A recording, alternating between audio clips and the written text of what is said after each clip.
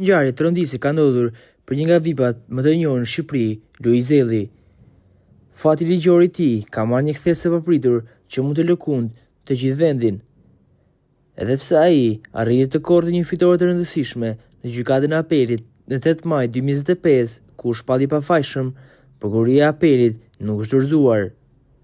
Organi i akuzës ka vendosur të ankimojë këtë gjykim, duke dërguar çështjen zyrtarisht në gjykatën e lartë. Çfarë do të thotë se kapitulli i tij me drejtësinë mbetet ende i hapur dhe me pasoja të paparashikueshme. Gjithçka nisi kur gjykata shkallës së parë dënoi Luizellin me 1 vit burg në akuzën e rënë të falsifikimit të dokumenteve.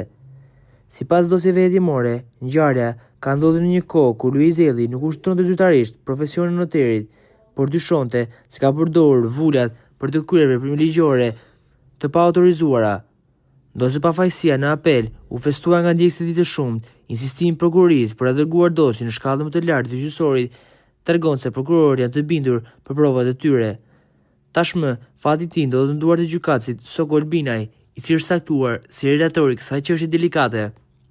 Prapaskenat e kësaj dosje bëhen dhe më të errëta kur shohim emrin e personit që përfitoi nga këto përveprime, Fatmir Avdurrahmani, i cili është dënuar bashkë me këngëtarin.